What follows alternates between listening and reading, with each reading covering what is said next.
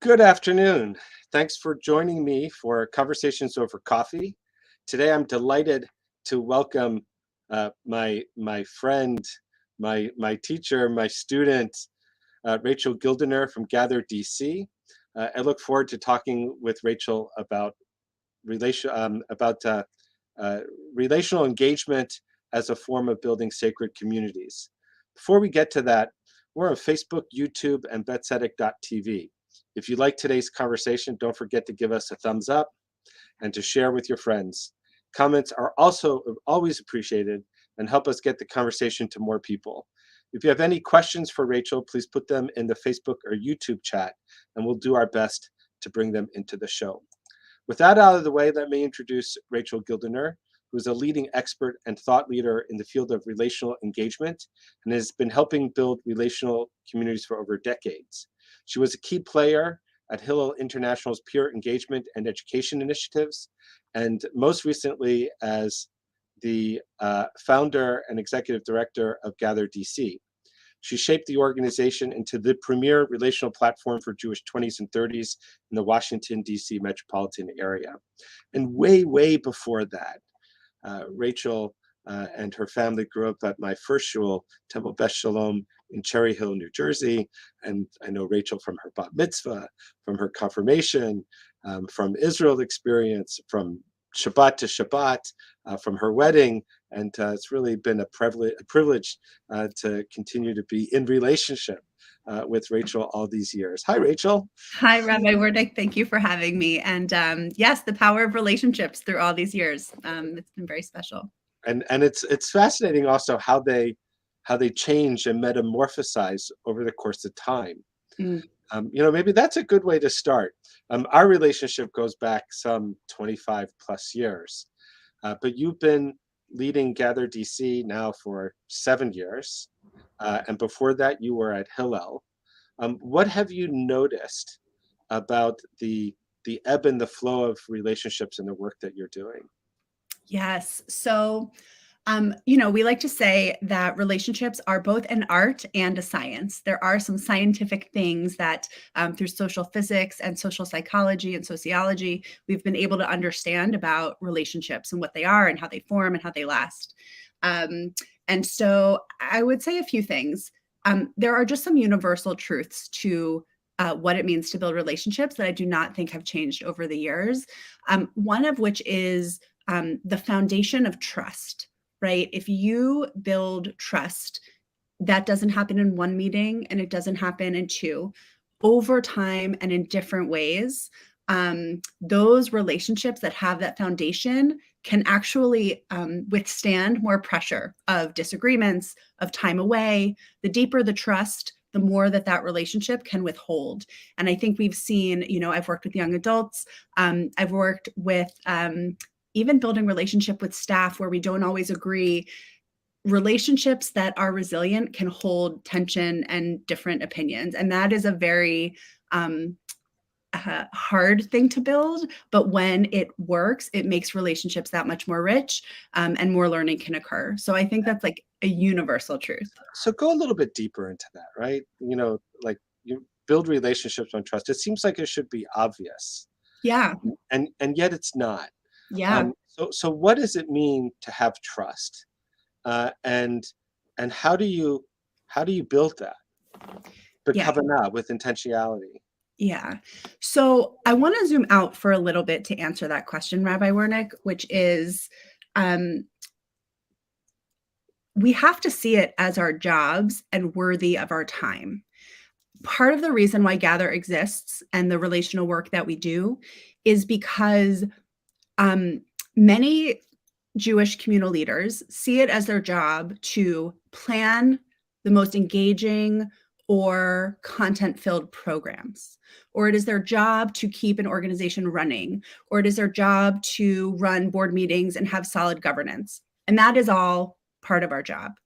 But we do not often see our job as focused on, right, the goal of building deep trust and care and connection with the people of the community. We might not think, we might hear that and say, of course, that's our job.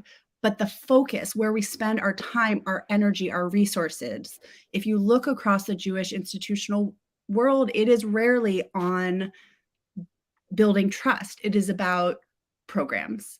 And I think that that is part of, right? Like relational work is both a mindset and a skill set. You can go on coffee dates, you can have one-on-one conversations, but if you're not measuring and really focused on building that trust, Adrienne Marie Brown in her book Emergent Strategy, which is kind of like a second Torah of Gather's work, says what you pay attention to grows.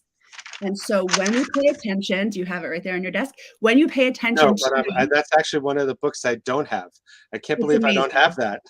It's amazing. It's beautiful. Emergent Strategies? Emergent Strategy by Adrienne Marie Brown. And so when we pay attention to the number of programs that we're planning and the number of people who come, that's what we work towards. But if we pay attention to deep trust, the number of hard conversations you feel like you could have with congregants, the number of people who are connected to each other, who reach out to one another. There are different ways to measure and assess trust. They might be imperfect measurements, but we have to get away from program participation towards exactly what you're asking. I could tell you trust looks like a lot of different things, but until we decide that it's our job to build that, then we won't really be making progress towards it. So what are some of the scientific measures that would go into trust?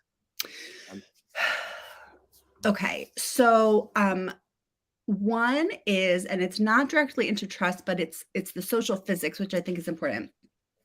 This is a number from probably about 10 years ago in a book by Clay Shirky called Here Comes Everybody. And it is the science that one person can hold 180 relationships at a time. Now, that doesn't mean that all of those relationships are equal in frequency or weight or depth. Very Jewish number. Yeah, exactly. That's why we like it. I think that's why we like it. Maybe it was 182 and we just rounded down for the Jewish 180 meaning. Works for me.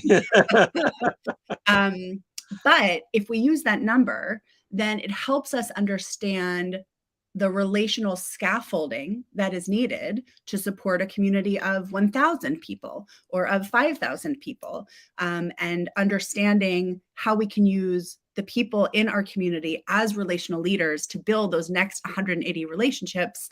That actually does help us cultivate a sense of trust and belonging, because we know the more people we have doing this relational work, the more likely it is that they will be seen and valued in the community. Lahavdil, but my brother-in-law is in the U.S. military. And one of the things I learned from him is that the U.S. military, and I've since discovered also the Israeli military, and I would imagine lots of militaries around the world do something similar, but they've discovered that the relationship between a commander and soldiers, such that the soldiers will follow the commander into the field of battle, is 1 to 200. So the ideal size of like a unit for a commander is 1 to 200, because that's the maximum. It's the same thing, right? It's trust, obviously, in a very much more physical, life and death kind of way, that you can build trust with up to 200 soldiers, such that they'll follow the commander into the field of battle. It's the same metric, which I just find that to be fascinating. Okay, I love that, and it is Lahavdil, but I also I love the cross-pollination that happens. Like, there are other fields outside of Jewish communal life who have a who have the data and are using it, right? Exactly. Yeah, so I love even fields that one wouldn't necessarily expect it in, right? Absolutely. My brother, because I remember having a conversation about relationship building in the synagogue around a Thanksgiving table or something, and my brother-in-law said, "Oh yeah, the U.S. military figure for that is 1 to 200." I was like, "Whoa!" Mind blown. But there's something else about that model, Rabbi Wernick, that I think is important to say, which is that in the army or it makes sense that you want those 200 relationships to be, right? There's a power dynamic. That's a top-down, a listening to orders. It makes sense that that's a spoken hub, right? It's like a pyramid. It comes up. It's a pyramid, not a network. That's right. Right. And in the what community you're talking about is a network. So if we were going to say, I know that your brother-in-law or the commander can hold 200 relationships, but what would happen if we right? A measure of community is the depth and number of connections between its members. So what would happen if our focus was on connecting as many of those 200 people to one another in the most meaningful ways that we could, right? We have an opportunity. We don't just want that one-to-one. We want deeper connection across those 200 people. And how we do that, again, the answer is not only programs. There's other work that's required to do that. So it seems that there's like an overlap here with a lot of Ron Wolfson stuff of relational Judaism, which of course comes out of the Rick Warren work of the Purpose-Driven Church.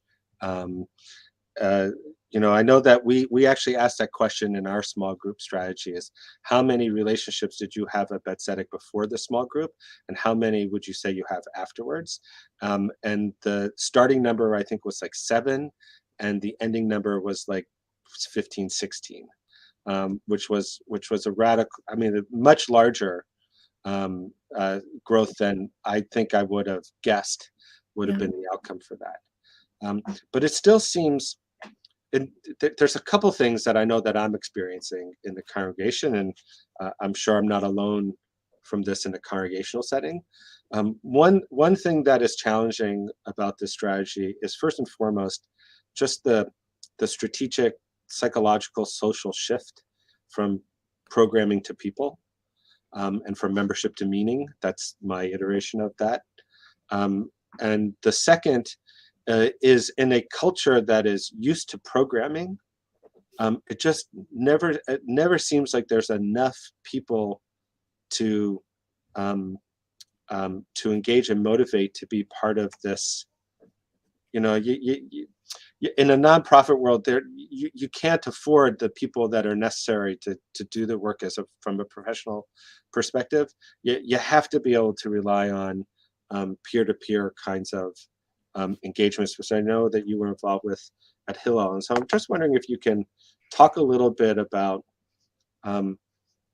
the process of identifying people, training them, deploying them, measuring them, and then also, Derech Agav, connected to this, the really difficult challenge of cultural change in moving from that program model to a people model.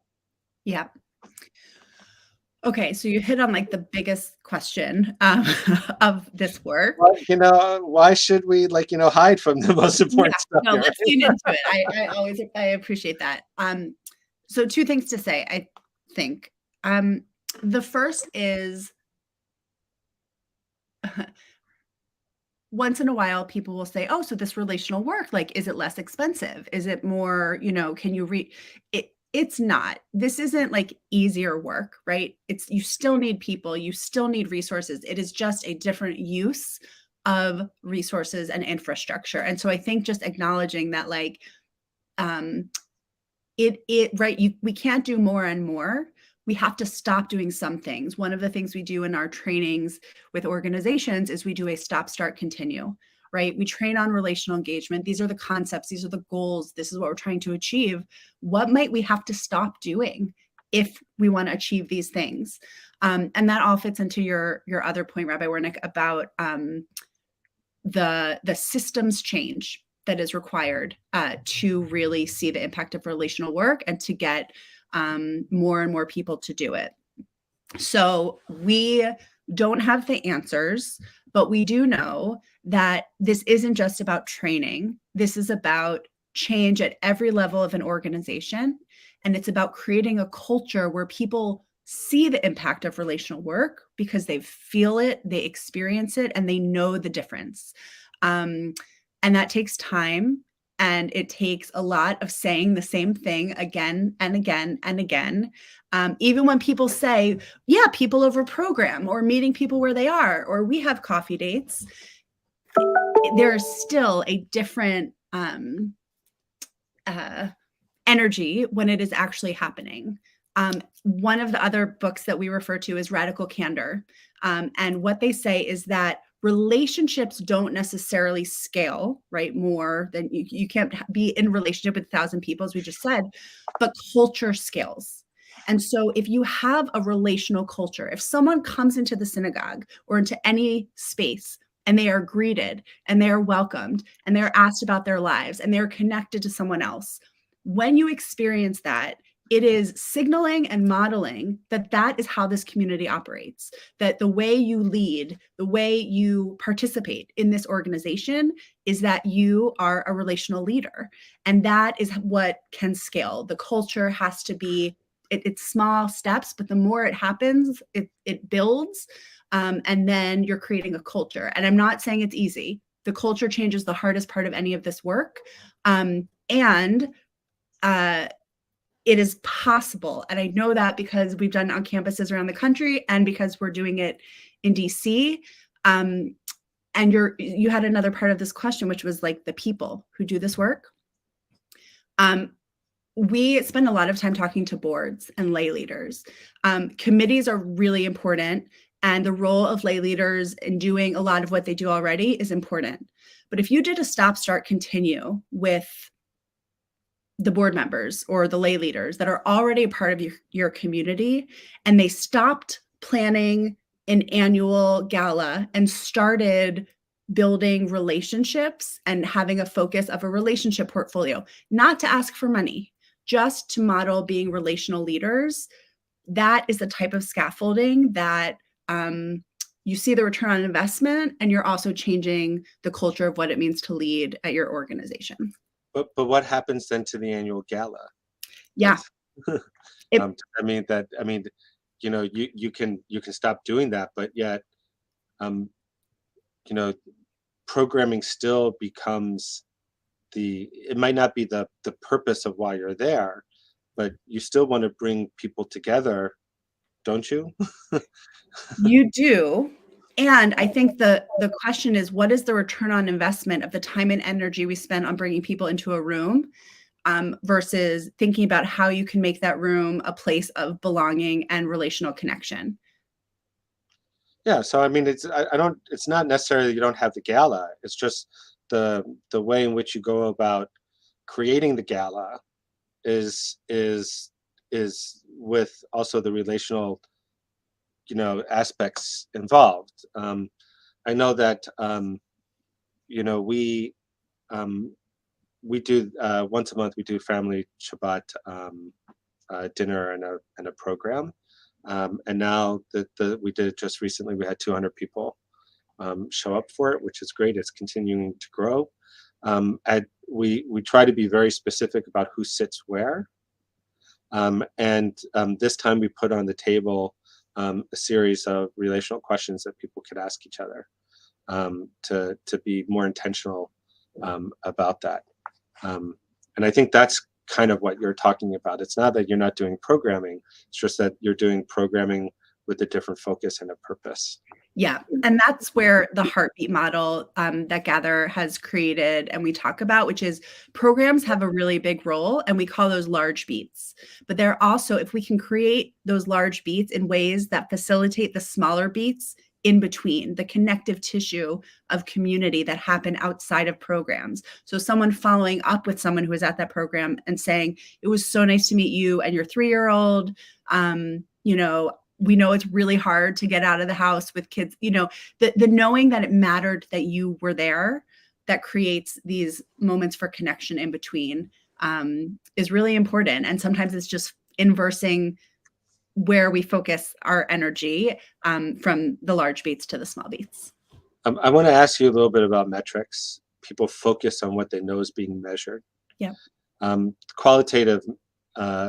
quantitative metrics rather are easy. How many people are showing up? What percentage of your total are there? Blah blah blah. But I'm really fascinated by the way in which GatherDC does its qualitative metrics. Can you share with us more about that? Yeah, for sure. So I'll give a couple disclaimers. One is we have not figured out or cracked the nut on relational metrics. I think the more people are talking about relational metrics, we're like moving away from just measuring programs and participation. And so again, just like the caveat of what I'll share is what we've developed so far. And I think there's still so much room to go. And the other thing I'll share is that GatherDC really had the privilege of building our CRM from scratch. So I know that a lot of organizations already have, multiple databases or multiple ways that they're collecting data. We really invested in a CRM, a community relationship management tool early on, and we designed it based on the relationships that we were trying to build and measure. So when you build it by scratch, did you use Salesforce as like, the background and then develop it, or did you like actually develop it from nothing? So we used Salesforce, and we used an implementer who deeply understands relational work and people's movement through organizations. And so the way he said it is he took Salesforce, which is a warehouse, and made it, a cozy little living room for us that is a part of our organizational culture and the way we use it. So we measure a few things. One is we measure the number of people that we connect to each other. We measure the number of coffee dates that each of our staff is going on, and we look at that over time. So the number of times where we're meeting new people is very often correlated to the months of spikes when people move to DC. And they often go up around the high holidays as well. This is data for us because that data tells us where people are, what they're looking for, and how we can kind of position ourselves to be in right places in the community to meet the most people. So our relational data helps us know that our work is working and helps us do the work better. But you also have like a weighted system, right? You talk Yes. about people finding their people and their place. Yes. And that's the piece that I find very interesting. Yes. So we call that our engagement scale. And the imperfect part of that is that we can only measure the engagement within Gather. Ideally, we can measure engagement with who has gone through GatherDC and is now very involved and has a heavy engagement score at another organization. We're trying to pilot some things through our federation with shared data, which we're very excited about. But for now, the engagement scale that we've created helps us understand the depth of engagement, not just with Gather, but with our Rabbi and with the content part of what we do. So, for example, we have people who have very large engagement scores, and it's because they've gone to every happy hour that Gather has ever hosted over 3 years, and each happy hour is worth a point. And we have people who have gone to our immersive weekend retreat and also have a high engagement score because we know that that immersive experience connects people more deeply to one another and is a deep dive into Jewish learning. And you'll give that like a 5 or a 6. That's right. In terms of what the weight is of the immersive experience versus the one-off happy hour. That's right. That's right. And we have everything in between those. Right. And what I want to get to though is that the reason why that's important is because somebody has a high engagement score just from the happy hours, then the question is, well, that person doesn't seem to have found their people or their place yet. And so if you're just looking at the scores without looking at what's the content behind that scores, then that also raises a different set of questions then, which is, what are we missing here? What's not happening? And again, it gets you back to people and to engagement and not to program. So how do we help this person find a larger place? That's why I find it so fascinating. And I have to tell you, when I worked, when I first graduated and I worked for fundraising at Columbia University, every week we would have a prospect meeting where you printed out a list of names and you brought them to the table.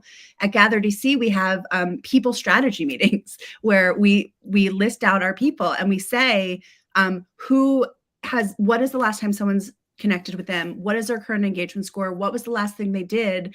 Do we need to reach out for them for another coffee? What is the next point of connection there? And we don't often do that with the people in our community.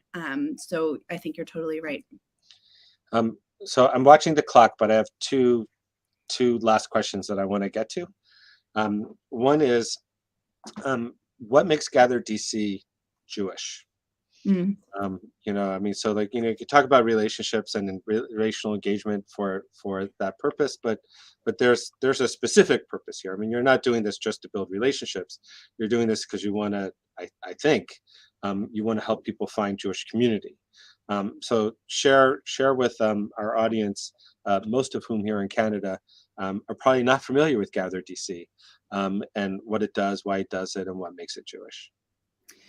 So GatherDC from its inception was built off of this Hillel model, which is a combination of engagement and education. The fact that these two things have to go together to build deep Jewish community. And what I would say is, right, the evolution of Jewish life is always about correcting for what we maybe haven't done or where there have been gaps. And so I think what in my life I've, through my Jewish experience realized is that there's a lot of Jewish content out there, but if we're not meeting people where they are, there are root barriers to participation. And so Gather has an engagement methodology and we have an educational methodology. And we don't often lead with the education because that's what is already out there. But when you pair it with the engagement, this is what Gather uniquely does. So we always need more acronyms in the Jewish world. RBE is relational based engagement, and that is our engagement methodology. Our educational philosophy is called RAM, RAM. And what that stands for is we are trying to connect more young adults more deeply to a RAM Jewish identity, one that is relevant to their lives, one that is active and they can act on, and one that is meaningful. So not just relevant, like it connects to my life, but meaningfully changes or integrates into how I live. So RAM is our educational philosophy. We start by understanding where people are and then what is RAM to them. And that is how we try to build community. We want people to find a Jewish life that is significant to them individually. And there are so many ways that they can do that. And so we see ourselves as guides along that journey. And I think this is a really important point, and is something that I think is essential for the way in which people engage today anyway. And that is, you don't feel the need to own all the content. In fact, you own very little content, as I understand it. It's like, as you said, there's lots of really great content out there. So in some ways, GatherDC is a concierge. Yes. And we have a rabbi on our staff. And we have always, since we started, we have a rabbi who does pastoral work. They have a relational portfolio. They run our retreat and our educational experiences. And they are much less the sage on the stage and much more the guide by the side. And they do smaller, more curated and intimate experiences that help people connect to Jewish learning and life so that they can, just as you're saying, go out and do it in other places. So the last question with the time that's remaining, and Rachel, we have to get back and talk again. No. What I know that because I participated in one of the recent learnings you're doing, that GatherDC is expanding its ability to teach others about this. You know, what are the top 2 to 3 pieces of advice that you might have for institutional leaders that are, or leaders that are either interested in starting something similar or bringing about a systems change in their institutions for, let me see if I can get it right, RBE and RAM? Whew. 2 things.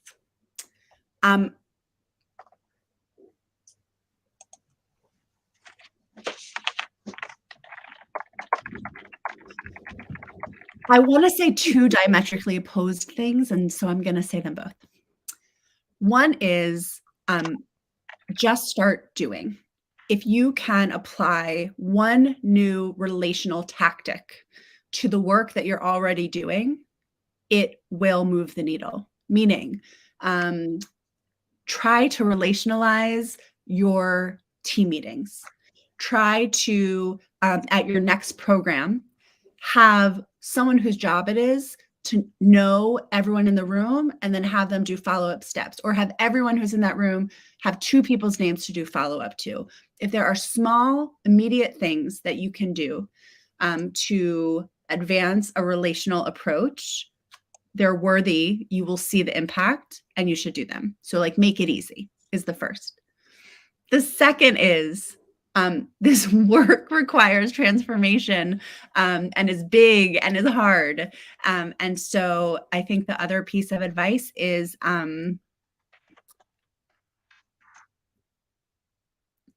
don't be afraid to, again, as we say, like smash some idols. Don't be afraid to look at the things that you've done always, because that's what you do, and to ask yourself, is this the most and best valuable way to connect our community more deeply to one another and to the content that we have to offer? And of course, every program has its own reason. But we believe that everything is a chance for deeper connection, and you can design that way. And so I guess the advice is like, start with the small pieces and also understand that the more of this you do, the more transformational impact that it can have on your community, and the more people will feel a sense of belonging and of value to your community. Thank you, Rachel. And to find out more about Rachel Gildiner and the work of GatherDC, you can go to their website, gatherdc.org. And I just want to end with a little bit of Sheping Nachas. We learn in the Gemara and the Talmud in Masechet Ta'anit that quotes Rabbi Hanina, who declared, "I've learned much from my teachers, more from my colleagues, and most from my students." And it's a privilege at this moment, Rachel, to be your student. Thank you for the work that you're doing for the Jewish people, and say hi to your whole family for me. I will. Thank you, Rabbi Wernick. You can continue this conversation with your thumbs ups and your conversations and your questions. Please share it on your social media. This is a very, very important topic for the Jewish community, one that we will continue. We will be back in Conversations Over Coffee January 16th with Coach Mike Katz, the Hall of Fame basketball coach in Canada, who has, I think, more wins than any other Canadian coach in university basketball, and was one of the coaches for the Canadian basketball Olympic team. So join us for that January 16th. In the meantime, we hope everyone has a wonderful, wonderful winter break, and happy Hanukkah, Chag Orim Sameach. Bye-bye, everyone.